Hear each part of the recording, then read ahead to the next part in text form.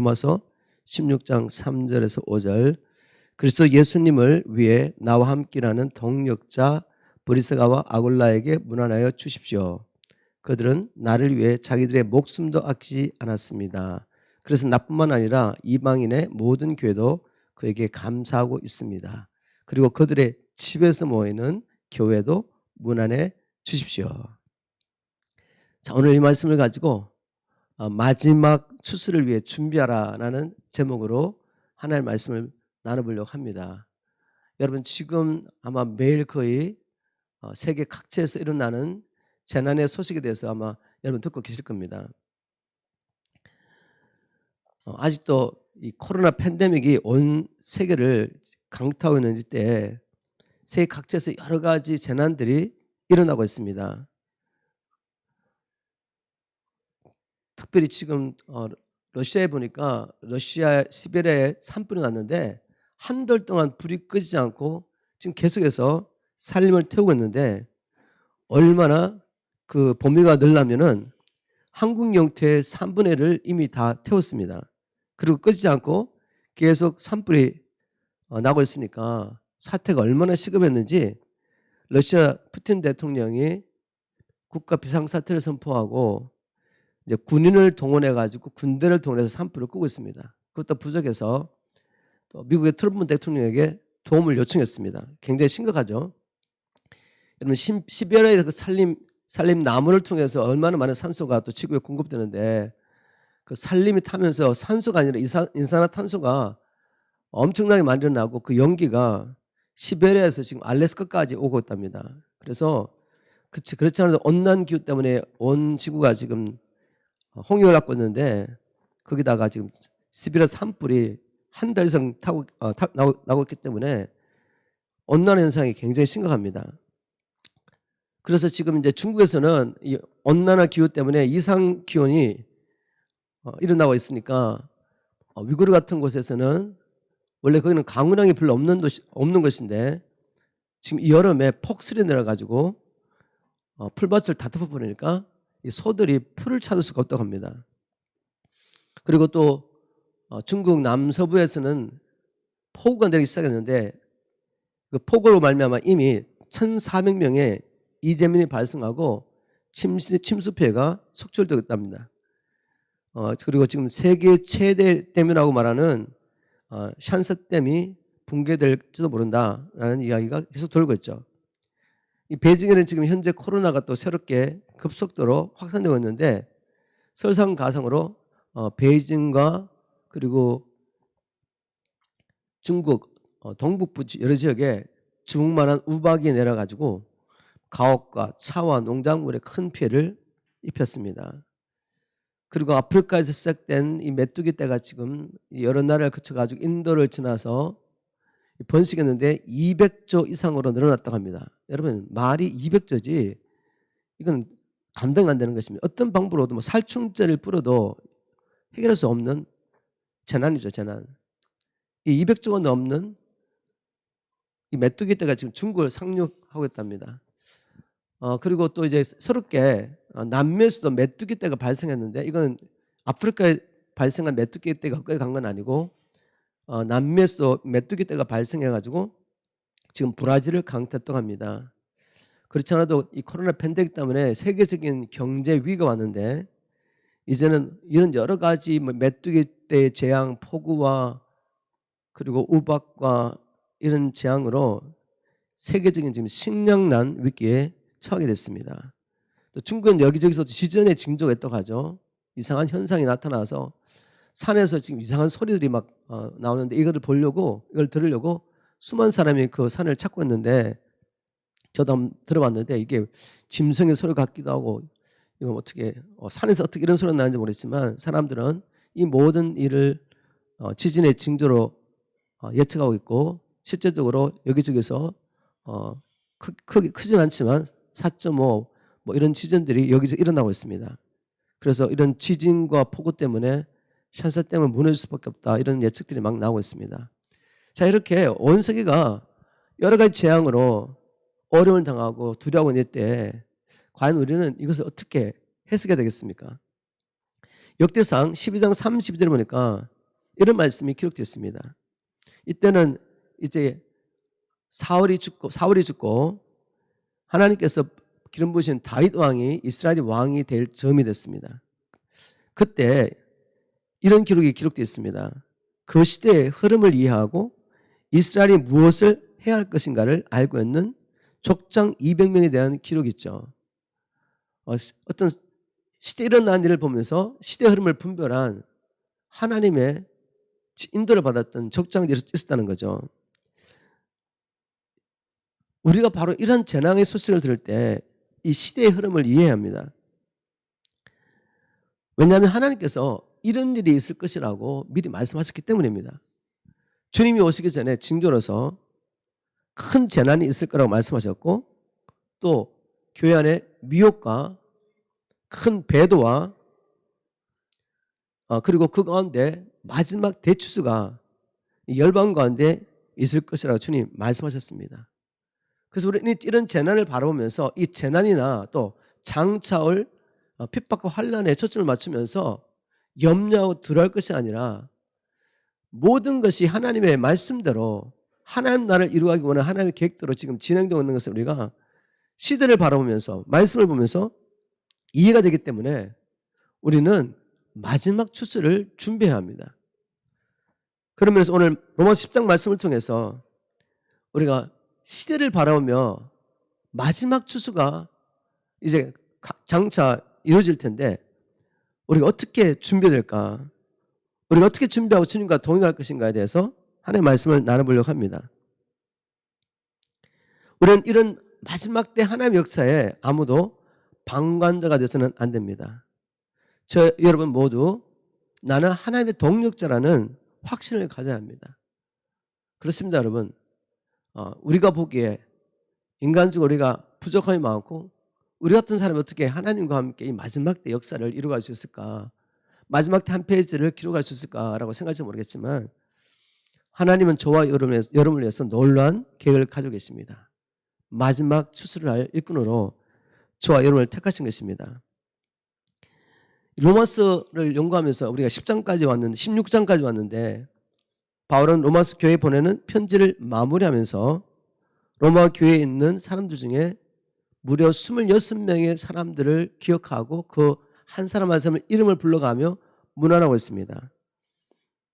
자, 이 말씀을 통해 우리가 유추할 수 있는 건 뭔가 하면 하나님께서 바울을 통해서 그 당대에 놀라운 구원의 역사, 하나님 나라의 역사를 이루셨습니다. 그런데 결코 바울 혼자서 그 일을 한 것이 아니죠. 하나님께서 바울에게 많은 동력자를 붙여주셔서 그 동력자들과 함께 이뤘던 역사인 것을 우리는 로마서 마지막 이 부분을 봐도 알 수가 있죠. 바울과 함께 했던 수많은 동력자들의 이름이 나오고 있습니다. 그중에 우리가 잘 아는 브리스길라와 아굴라의 이름은 나오겠죠. 이 말씀을 통해 우리가 알 수 있는 영적 원리가 뭔가 하면 하나님은 하나님의 나라를 이루어가는 이 역사 가운데 결코 우리가 혼자 사기를 원치 않는다는 것입니다. 성경의 원리가 뭐냐? 하나님의 역사는 항상 함께함을 통해 이루어진다는 것입니다. 심지어 하나님 천지 만물을 창조하실 때도 혼자서 창조하지 않습니다. 하나님이 성부, 성자, 성령 하나님이 함께 하신 것을 우리가 알 수가 있죠. 창세기 1장 26절에 하나님께서 사람을 창조하실 때도 이렇게 시작하시죠. 우리가 우리의 형상대로 우리의 모양대로 사람을 창조하자라고 말씀하시죠. 여기 우리가 나옵니다. 우리. 그런데 이 사람이 타락하여 마귀의 노예가 된 후에 이제 사람을 다시 회복하고 구원해서 하나님의 원래 계획을 따라 살게 해야 합니다. 이제 구원의 역사를 이루셔야 되는데 그때도 예수님 혼자서 하시지 않습니다. 아버지께서 이 일을 계획하시고 예수님이 우리의 구원에서 십자가를 져주시고 부활하시고 성천하셔서 성령을 보내주시고 또 그 성령님이 오셔서 죄를 깨닫게 하시고 의의 길을 보여주시고 지금 우리를 또 인도하시며 구원을 이루어가고 계시죠. 한마디로 구원도 하나님이 동력하셨다는 것입니다. 그리고 하나님께서 아담을 창조하신 후에 네가 이 땅을 정복하고 다스리라 라는 사명을 주신 후에 아담 혼자서 일을 하게 한 것이 아니라 하와라는 돕는 배필을 창조하셔서 동력하게 하셨습니다. 하나님의 역사 계속해서 보니까 동력이죠. 자, 나중에 이제 말씀대로 아브라함은 우선 이스라엘 백성을 애굽에서 구원하실 때 하나님께서 모세라는 사람을 통해서 이스라엘 민족을 구원한 후에 그 수많은 백성을 모세 혼자서 다스릴 수가 없습니다. 그래서 이드라는 자기 모세 장인이죠. 장인을 통해 하나님이 또 지혜를 주시죠. 그래서 10부장, 50부장, 100부장, 1000부장 이렇게 함께 동역할 동역자를 세워주십니다. 그래서 이스라엘 백성을 함께 다스리게 하시죠.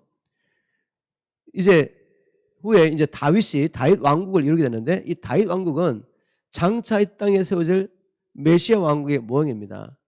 이 다윗 왕국을 세우실 때 하나님께서 또 동역자를 붙여주시죠. 아달람굴에서 함께 생활하면서 그 가운데 이 3인의 용사가 세워지고 또 30인의 용사가 세워졌는데 이들의 이름이 기록되어 있습니다. 사무엘하 23장에 보면 다윗과 함께했던 용사들 이름이 쫙 나와 있죠. 우리 예수님께서 이제 말씀대로 오셨습니다. 우리 예수님께서 이 땅에 말씀대로 오셔서 하나님의 구원 역사를 이루어 가시는데 그때도 예수님조차도 혼자서 살아가지 않죠. 누가복음 8장 1절부터 3절에 보면 예수님과 함께했던 사람들의 이름이 쭉 나옵니다. 거기에 예수님의 12 제자들도 있고 또 주님을 통해서 은혜를 받았던 여자들이 그들의 소유로 함께 예수님과 예수님의 제자를 섬기며 함께하는 것을 우리가 보게 되죠. 나중에는 우리 주님께서 제자들을 전도로 보내실 때도 혼자 보내지 않습니다. 최소한 둘씩 짝을 지어서 보내게 되죠. 자, 이런 말씀을 통해 보면 하나님의 역사는 혼자 이루어가는 것이 아니다. 함께 이루어가는 것이라는 것을 알 수가 있습니다. 이 일을 더 확실하게 보여주는 게 뭔가 하면 바로 바울이 교회를 그리스도의 몸이라고 표현한 것을 통해서 알 수가 있죠. 하나님의 역사를 땅에 이루어갈 이 교회를 그리스도의 몸이라고 표현하며 우리 모두가 그리스도의 몸에 요긴하게 꼭 필요한 지체라고 말했죠. 여러분 몸의 지체가 혼자서 활동할 수 있습니까? 혼자서 정상적으로 활동이 가능합니까? 아무것도 할 수가 없죠. 몸의 각 지체가 자기가 맡은 역할을 감당할 때 온전한 몸이 되어서 몸으로서의 역할을 감당할 수 있는 것입니다. 그와 마찬가지로 교회도 그리스도의 몸의 지체이기 때문에 함께 자기의 맡겨주신 직분을 따라 믿음으로 역사를 할 때 교회를 통해 하나님의 역사가 이루어지는 거죠. 그러나 교회는 2명만 모여도 주님께서 교회를 인정하시죠. 내 이름으로 2, 3사람이 모인 그곳에 내가 너와 함께하리라. 사람이 많고 적음이 중요한 것이 아니라 2 사람이 모여도 주님의 나라를 위해서 모였다면 교회죠. 그곳에 주님께서 머리로 함께 계시면서 이 몸을 통해 역사합니다. 2이든 3이든 100이든 1000이든 만이든 하나님께서는 이 몸을 통해 역사하기 때문에 각 지체, 몸의 지체들이 자기의 부름을 따라서 은사를 따라 서로 섬기지 않으면 그리스도의 몸인 교회를 통해서 하나님께서 계획하신 일을 이룰 수가 없습니다. 하나님께서 약 3년 전에 이 코로나가 아니지 여기는 이제 남가주죠. 여기 오렌지 카운티에 필그림 미션 처치를 시작하셨는데 하나님께서 이 땅에 이 교회를 세우실 때는 분명히 계획이 계시겠죠. 여기서부터 열방을 섬기라고 또 이 믿음의 유산을 다음 세대에 물려줘서 주님 오시는 그날까지 역사가 계속되도록 하기 위해서 PMC 교회를 세워준 줄 믿습니다. 이 PMC 교회 저 혼자 아니면 소수의 우리 홈처치 리더를 통해서 주님 역사를 이룰 수가 없습니다. 한 분 한 분, 여러분 한 분 한 분이 내가 이 시대에 이 지역에 바로 PMC 교회를 통하여 그리스도의 몸의 지체가 되었고 그러므로 여러분 한 분 한 분 일어나서 지체의 분량대로 역사하지 않는다면 이 마지막 때에 주님께서 우리를 통해 추수하기 원하시는 열방과 잃어버린 영혼을 추수하는 것은 불가능합니다. 오늘 말씀을 통해 여러분이 얼마나 중요한 존재인지 꼭 깨닫게 되기를 주님은 축복합니다. 다시 한번 강조하지만 우리 가운데 아무도 방관자가 있으면 안 돼요. 우리 모두가 주님이 부르신 동력자라는 확신을 성령을 통하여 오늘 아침에 다시 한번 새롭게 하시기를 주님으로 축복합니다. 그 외에 다른 이야기, 내가 뭘 할 수가 있어. 그냥 나는 이 교회 그냥 출석만 해도 나의 의무를 다하는 거야. 이런 이야기는 하나님께 온 것이 아닙니다. 여러분을 여전히 묶어놓고 노예로 삼으려고 하는 우리 원수, 우리 옛주인, 마귀가 던져준 거짓말이죠. 이 거짓말을 물리치고 우리를 한 사람 한 사람을 하나님이 마지막 때에 마지막 주술을 위해서 동력자로 불러주신 주님의 말씀에 동의하고 말씀에 붙잡혀 남은 생에 사시기를 주님으로 축복합니다. 또 두 번째 우리가 나누고 싶은 거, 이 마지막 주술을 위해서 필요한 것은 저는 성령 안에서 확신하고 있는데 그것은 우리 교회 모임의 형태 변화가 필요하다. 원래 주님께서 디자인하신 교회의 모습을 우리가 발견하고 그 모습으로 변화돼야지 마지막 때 마지막 추수를 해서 준비할 수 있겠다는 확신이 있습니다. 로마서 16장 5절에 보니까 제가 현대의 성경 한번 읽어보겠습니다. 이렇게 기록하고 있습니다. 바울이 여러 사람에게, 로마 교회는 여러 사람에게 문안을 하면서 브리스길라와 아굴라에 대해서 문안을 했죠. 브리스길라와 아굴라는 정말 바울을 위해서 목숨조차 아끼지 않고 내어줄 수 있던 그런 동력자였습니다. 제가 그 말씀을 잠깐 나누면 저는 그 말씀 묵상하면서 영을 구원한 것이 뭔가, 교회의 사명을 감당하려고 할 때 우리는 결국 어둠의 세력과 싸우게 됩니다. 심각한 전쟁이죠. physically 우리가 이 세상에서 어떤 전쟁이 일어나도 생명을 내놓고 우리가 전쟁하게 됩니다. 영혼을 구원하는 이 전쟁은 더 심각하다는 생각을 하게 돼요. 이 전쟁터에서 정말 꼭 필요한 것은 뭔가 하면 우리 모두가 서로를 위해서 생명을 내어놓으며 함께 싸우지 않으면 이 싸움을 승리하기 힘들다는 거죠. 그런데 바울에게 바로 자기 생명도 깨지 않는 동력자들이 있었다는 겁니다. 브리스길라 아굴라. 그래서 그들이 함께 했을 때 그들을 통해 하나님의 놀라운 역사를 이루셨죠. 제가 바라는 바는 우리 피임스교회 모든 성도들이 우리 서로에게 그렇게 생명을 내어놓는 동력자 되기를 간절히 소원합니다. 우리 교회 모토 중에 하나가 바로 창세기 14장 14절 말씀, 아브라함의 집에서 태어나고 훈련받았던 318명의 용사에 대한 이야기를 하면서 우리 교회는 형제를 구원하기 위해서 생명을 넣는 교회라는 이런 우리 밸류가 있습니다. 이 밸류를 꼭 기억하면서 우리 한 사람 한 사람이 그렇게 서로를 위해서 생명을 내어놓는 진정한 전우 동력자 되기를 주님으로 축복합니다. 이 브리스길라와 아굴라에 대한 이야기를 하고 난 다음에 바울이 이렇게 말합니다. 그들의 집에서 모이는 교회에도 문안해 주십시오. 여러분 좀 주목하실 것은 뭔가 하면 바울이 브리스길라와 아굴라의 집에서 모이는 교회에게 문안해 달라고 부탁한 것입니다. 다시 말해서 로마에 수많은 성도들이 있었지만 그들이 어떤 한 장소, 건물 안에서 모인 게 아니라 바로 흩어진 교회, 즉 가정에서 모임을 가졌다는 걸 알 수가 있습니다. 가정교였던 거죠. 바울서 선서를 보면 이게 아주 뚜렷하게 나타납니다. 제가 몇 가지 성경 구절만 뽑아서 함께 읽어보도록 하겠습니다. 하나님께서 계획하신 교회 공동체, 모임은 가정에서 이루어졌다. 가정교였다는 거죠. 그런 증거들이 신약 성경에 나타나고 있는데 특별히 바울 서신에 나타나고 있습니다. 고린도전서 16장 19절 쉬운 말 성경으로 제가 읽어보겠습니다. 아시아 지역의 여러 교회들이 여러분께 문안 인사를 드립니다.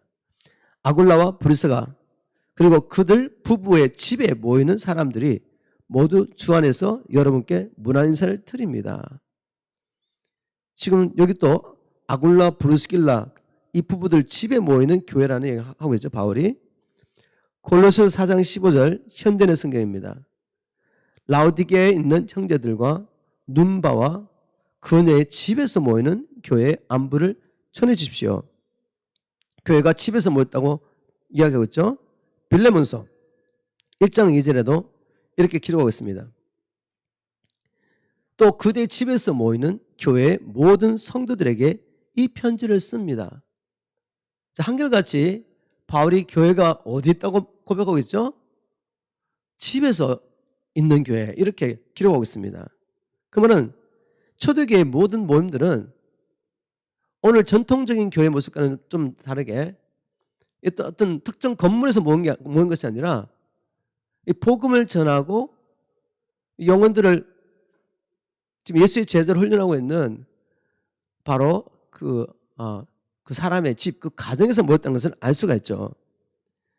자, 제가 이제 이렇게 이야기하면 어떤 분은 목사님, 사도행전을 보니까 집에서도 물론 모였지만 예루살렘 성전을 중심으로 모이지 않았습니까? 물론 우리가 이제 이 교회 중심으로 모여야 된다 할 때 그게 나쁜 얘기는 아닙니다. 우리가 교회를 중심으로 모여야죠. 그렇지만 교회라고 생각할 때 우리가 전통적인 교회는 바로 건물입니다. 건물에서 모인 걸 말하는 거죠. 그러나 저는 성경에서 이제 마지막 때 교회는 원래 하나님 디자인하신 교회로 돌아가야 되는데 그것은 가정이라는 곳에서 교회가 모였다는 것을 지금 이야기하고 있는 것입니다. 예, 물론 처음 예루살렘 교회가 시작될 때 사람들이 성전과 가정에서 함께 모였습니다. 그러나 우리가 꼭 기억할 것은 그 시대의 배경을 이해하셔야 됩니다. 처음 초대교회 예루살렘 교회 성도들은 모두 유대인들이었습니다. 유대인들은 유대교 관습과 전통에 묶여있는 사람들이죠. 그래서 이들이 성령을 받고 예수를 모셔드리고 난 다음에도 유대교의 전통과 관습을 버리지 못합니다. 이제까지 지켜던 절기를 다 지키고 유대교의 관습 가운데서 그들이 행했던 일을 행했던 것입니다. 그래서 당연히 성전을 중심으로 모든 활동들이 이루어진 것은 당연한 것입니다. 자, 그런데 이것은 하나님의 계획은 아니었죠. 왜냐하면 성전이라는 것은 오실 메시아에 대한 모형으로서 그 모형 그림자를 통해 오실 그리스도를 바라보고 기다리라고 주신 것인데 이제 모형이 아니라 진짜 왔지 않습니까? 메시아가 오신 것입니다. 그렇다면 이제 성전은 모형은 더 이상 필요가 없는 것이죠. 그리고 우리가 아는 것은 이제 예수 그리스도를 주라고 고백하고 성령을 받은 우리가 우리 몸이 성전입니다. 그리고 이 교회된 우리가 함께 모였을 때 그것이 진정한 교회 공동체고 이 교회 공동체가 어떤 공간에 모이든지 그게 교회지 건물 자체가 중요한 건 아니죠. 자, 그런데 이 유대인들은 예수 그리스도를 믿었던 유대인들은 고정관념을 버리지 못했기 때문에 성전을 또 중심으로 모이고 또 필요하니까 성전을 떠나서 가정에서 모였죠. 그러나 이제 시간이 지나면서 성전에서 모이는 일은 폐쇄가 됩니다. 더 이상 할 수가 없는 거죠. 어떤 일이 있었습니까, 여러분? 바로 스데반의 일로 말미암아 사도행전 8장에 보니까 예루살렘 교회에 엄청난 핍박이 오게 됩니다. 그래서 그들이 다 흩어져가 가는 것마다 복음을 전했는데 구체적으로 기록되어 있지 않지만 그들이 복음을 전하고 난 다음에 우리가 생각하는 전통적인 교회 건물을 짓고 회당 같은 건물을 짓고 거기서 모여서 예배드렸다고 생각하는 사람은 아무도 없을 겁니다. 그렇다면 어떤 지역에는 어떤 회당, 어떤 건물 이렇게 말할 텐데 그들이 집에 모이는 교회라고 성경은 기록하고 있기 때문에 우리가 확신할 수 있는 건 뭔가 하면 예루살렘 교회 성전에서 모이던 그 교회가 다 흩어지고 난 다음에 그들이 가서 복음을 전하고 시작한 교회는 다 가정을 중심으로 모였구나라는 것을 우리가 추측할 수 있습니다. 결국 제가 나누고 싶은 건 뭔가 하면 우리 이제 교회 모임을 어떤 건물 안에 제한하는 것이 아니라 원래 하나님께서 계획하신 이 가정교로 회복되는 일이 너무나도 필요하다는 것입니다. 자, 이것이 왜 이렇게 중요합니까? 목사는 그렇게 뭐가 중요합니까? 그냥 사람이 많이 모이면 건물에서 모이는 거고 또 우리가 또 구역 모임으로 집에서 모일 수 있지만 꼭 그렇게 말할 필요가 있냐고. 제가 알기로는 이게 너무나 중요합니다. 마지막 때 추수를 위해서 또 마지막 때 일어날 일 생각할 때 우리가 가정교회로 원래 하나님께서 계하신 가정교회를 회복하는 일은 너무나도 중요합니다. 이 이야기를 나누기 전에 먼저 우리가 나누고 싶은 건 뭔가 하면 우리 안에도 진리와 관계없이 어떤 교회 이제까지 내려온 교회 관습과 전통들이 우리 안에 경관진으로 자리 잡고 있기 때문에 이 진리의 말씀을 듣고도 진리의 말씀을 따라 행하는 것이 아주 부자연스럽습니다. 어떤 것들이 있냐면 우리 안에는 이런 게 있습니다. 잘 들어보세요. 여러분 안에도 있습니다. 우리 안에는 교회가 개척되려면 그래도 신학교를 졸업하고 어떤 특정 교단에서 안수받은 사람, 목회자가 있어야지 교회가 개척될 수 있다고 생각합니다. 여러분이 나가서 복음 전하고 여러분 집에 여러분이 전도한 사람을 데려와서 같이 교제를 나누고 그들을 양육하고 예배를 드리고 그 가정에서 모이는 가정교회를 정말 교회라고 인정할 수 있습니까? 여러분이 우리가 생각하는 이런 센터 처치 같은 이런 교회가 없이 여러분 가정에서 한 사람은 전도해서 아니면 그런 사람도 없이 여러분 가정 식구들만 함께 모여서 예배를 드리고 이걸 교회라고 여러분 인정할 수 있겠어요? 아주 부담스럽죠. 거부 반응이 일어나죠. 누가 그렇게 그런 교회 가자 그러면 그게 무슨 교회야 이렇게 생각하지 않겠습니까? 그 이단 아니야? 근데 여러분 이게 얼마나 성경적이지 않는 생각 아시죠? 여러분 이건 성경적이지 않는 생각이에요. 그런데 불구하고 우리 안에 너무 오랫동안 교회는 이렇게 해야 돼라는 고정관념이 있습니다. 이게 깨트려지지 않으면 성의 역사를 제한하는 것입니다. 여러분이 정말 목자가 되어서 전도를 하고 영혼을 돌보는 그런 일을 감당할 수가 없는 거죠. 그것뿐만 아닙니다, 여러분.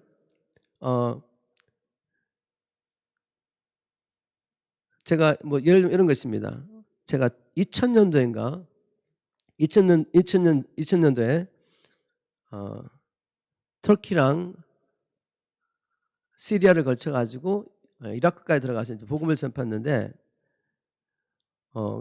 함께 했던 우리 팀 사역자 중 어떤 사람들은 이란을 들어갔습니다. 부부가 둘이서 이란을 들어갔는데 말도 안 통하는 이란에 들어가서 하여튼 손짓 발전해 가지고 이 복음을 전했어요. 복음을 전했다는 게 그냥 이란 말로 된 그냥 신약 성경 하나를 갖고 간 거죠. 근데 그 뒤에 이제 예수를 영접하는 것에 대한 이야기가 기록되어 있었습니다. 그래서 어떻게 복음을 전했는지 모르지만 그분들이 머물고 있던 그 집에 사람들이 자기 말로 번역된 이 성경을 보고 세례를 받고 싶었습니다. 세례를 받고 정말 성도가 되고 싶었던 거죠. 그래서 이 두 분에게 부탁했습니다. 하여튼 손짓 발짓 다 해가지고 우리가 세례 받고 싶다고. 근데 이분들이 안수받은 목회자가 아니었거든요. 그래서 혼란스러웠습니다. 왜요? 고정관념 때문에 아니 내가 평신도인데 어떻게 세례를 줘. 근데 이 이란에 있는 사람들은 정말 세례를 받고 싶었던 겁니다. 자기들이 성도가 되고 싶었던 거죠. 그래서 고민했는데 결국은 그 사람들이 그냥 세례를 줬습니다. 왜 줬냐면 고정관념은 아니라고 말했지만 이 벽천에 이란에 누가 와서 목회자를 찾을 수도 없고 이분들 다시는 만날 수 없으니까 그냥 세례를 준 거죠. 여러분 왜 이런 부담감이 있죠? 우리가 거부 반응했죠? 당연히 해야 할 일인데 우리 주님께서 우리 모두에게 가서 모든 민족의 제자를 삼고 아버지와 아들과 성령의 이름으로 세례 주라고 하지 않았나요? 근데 왜 우리가 전도한 영혼들을 세례를 주고 그들을 양육하고 예수의 제자로 당연히 훈련시켜 세워야 되는데 그를 하려고 하는데 이거는 목회자의 몫이라고 생각하고 있습니까? 자, 우리가 이런 고정관념들이 바뀌지 않으면 결코 마지막 때 이 추수를 위해서 우리 주님과 동행하기가 아주 어렵습니다. 성령을 엄청 제한하게 되죠. 제가 이제 이 마지막 때 교회는 가정교회로 회복된다는 말씀을 계속 강조했는데 왜 그렇게 해야 되는지 한번 구체적인 이유를 나눠보도록 하겠습니다. 첫 번째는 뭔가 하면 교회는 생명 없는 조직 공동체가 아니라 한 생명을 나누는 생명 공동체입니다. 잘 아시죠? 세상의 다른 공동체들은 자기의 공동 유익을 위해서 모여있는 조직체죠. 그죠? 조직 공동체죠. 그렇지만 우리는 한 생명으로 거듭났고 한 분 하나님을 아버지로 모시고 있는 바로 가족 공동체입니다. 생명 공동체요. 가족 공동체죠. 가족처럼 함께 모여서 서로를 향한 하나님의 산을 나누고 함께 세워가야 할 그런 공동체입니다. 교회 사이즈가 크든 작든 우리가 전통적인 이 교회 생활을 하다 보면 몇 년 동안 같은 교회를 다녔는데도 옆에 있는 사람이 속사정을 알지 못할 때가 참 많습니다. 그렇게 해서는 가족 공동체가 될 수가 없겠죠. 생명을 함께 공유하면서 한 몸으로 하나의 역사를 이룰 수는 없겠죠. 그냥 형식적으로 교회 와서 예배드리고 형식적인 교제를 나누고 있는 것입니다. 여러분 이렇게 해가지고는 성령의 나타남을 기대할 수가 없어요. 여러분 한 사람 한 사람에게 거듭날 때 허락하셨던 은사들이 있습니다. 그 은사들이 나타날 수가 없어요. 성령의 나타남은 다른 방법이 아니라 우리 안에 하나님께서 이미 기름 부으신 은사들이 우리 교제를 통해 서로의 섬김을 통해 나타나는 것이거든요. 그래서 제가 믿기로는 전통적인 교회 모임의 형태를 통해서는 이렇게 하나님의 나타남이 제한된다는 것입니다. 왜냐하면 마음을 딱 닫고 피상적인 교제를 하기 때문에. 또 스몰 그룹 어떤 모임에서도 가서 답을 이야기하잖아요. 거의 성경 공부를 해도 답을 이야기합니다. 그것이 아니라 우리가 함께 생명을 나누고 은사로 서로 섬기며 하나가 되고 그리스도의 사랑을 함께 나누면서 그리스도를 우리의 몸을 통해 나타내려면 반드시 마음을 열어야 합니다. 마음을 열고 내 허물과 내 연약함을 고백하고 병 낫기를 위해서 성경의 말씀대로 죄를 고백하고 함께 기도할 때 그때 우리 안에 주신 은사들이 나타나며 성령의 나타남으로 치유가 일어나고 교회가 함께 사랑 안에서 세워지게 되는 것입니다. 물론 이렇게 우리가 가까이 교제를 하다 보면 마음을 열고 우리 죄를 고백하고 연약함을 고백하다 보면 처음에는 어려울 수 있습니다. 숙달이 안 돼가지고 내 편은 이 형제 자매가 정말 그리스도 안에서 영원한 가족이 됐다는 의식이 아직도 확실하지 않기 때문에 오픈하는 게 쉽지가 않고 오픈하고 난 다음에 또 부작용이 일어날 수도 있습니다. 왜냐하면 마음을 열고 이야기하다 보면 다 나오지 않습니까? 우리 연약한 거 부족하면 나오게 된단 말이죠. 그래서 괜히 내가 이런 얘기 했나라는 생각하게 되고 또 이것이 나에게 또 돌아오면 어떡하냐 하는 염려가 있게 되고 그래서 다시 마음을 닫게 되고 아니면 또 관계가 어려움이 있을 수도 있고 여러분 이걸 지나가셔야 돼요. 우리가 그리스도의 몸으로서 생명을 나누며 함께 사랑을 나누며 은사를 함께 섬기면서 연합된 몸을 통해 그리스도를 세상에 증거하기 위해서는 반드시 이 일을 두려면 안 됩니다. 통과하셔야 돼요.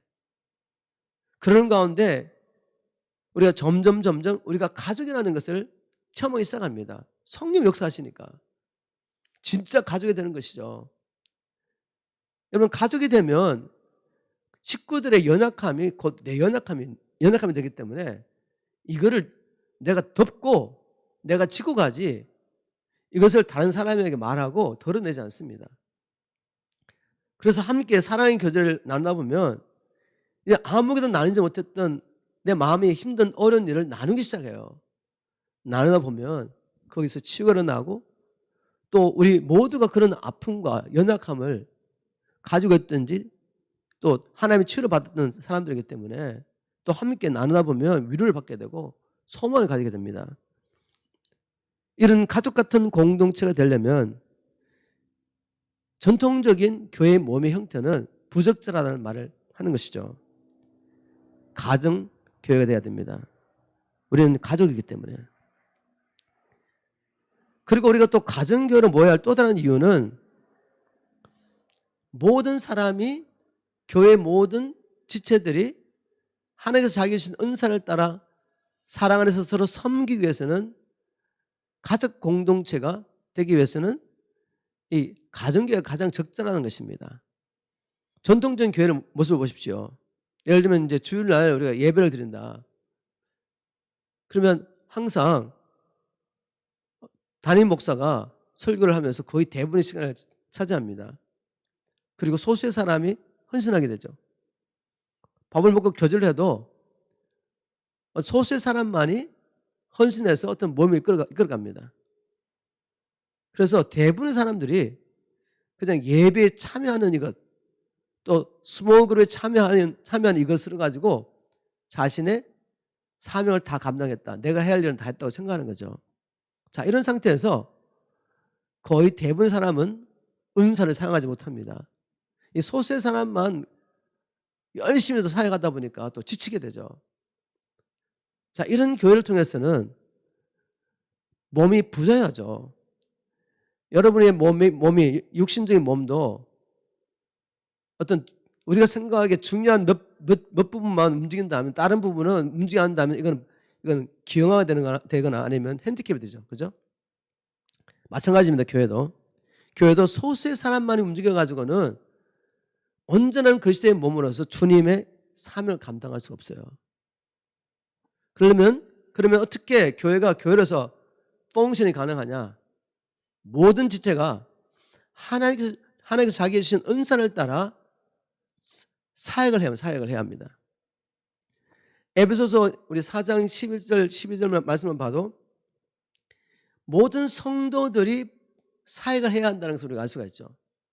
하나님께서 교회 특별히 사도들과 예언자들과 그리고 전도자들과 목사와 교사라는 특별한 전임 사역자를 세우십니다. 그럼 이 전임 사역자들이 순회를 하면서 여러 지역을 순회하면서 가정교회를 섬기죠. 한 지역에 들어가서 뭐 몇 주 있을 수도 있고 어떨 때는 뭐 1년 이상 있을 수도 있고 이 순회 사역자들이 즉 오중 사역자 중에 누군가가 한 지역에 들어가서 뭐 교사로서 아볼로 같은 사람은 교사로서 가죠. 바울은 물론 전도자이며 또한 사도이며 교사로서 사역하기도 하고 한 사람 여러 가지 봉사를 할 수 있습니다. 어쨌든 이런 전임 사역자들이 순회를 합니다. 순회를 하고 교회를 온전케 하는 사역을 하죠. 에베소 4장 11절에 보면 이 오중 사역자가 그들의 의무가 성도를 온전케 하는 것입니다. 온전케 해서 뭘 위해서? 성도들이 온전케 되면 이제 봉사일을 하게 되죠. 영어로는 work of ministry. 즉 성도들이 사역을 한다는 것입니다. 성도들이 전임 사역자를 통해서 온전히 세워지면 그들이 사역하게 되고 성도들의 사역을 통해서 그리스도의 몸이 세워지게 되는 것입니다. 이게 성경적인 원리죠. 그죠? 자, 그런데 전통적인 교회의 몸 형태를 통해서는 소수의 사람만 힘에 진하게 사용하게 됩니다. 자기 은사가 아닌데도 그걸 또 해야 돼요. 그런 은사를 가지고 있는 사람이 교회에 있지만 그들이 아직 자기가 누군지를 알지 못하고 자기 은사도 뭔지를 알지 못하니까 할 수가 없는 것입니다. 늘 방관자로 섬기를 받는 대상으로 있게 되는 거죠. 그렇게 연약한 모습으로 있다가 자기가 원하는 대로 섬기를 받지 못한다고 생각된다면 또 이렇게 다른 곳을 옮겨야 되겠죠. 자, 이런 일이 일어나서는 안 된다는 겁니다.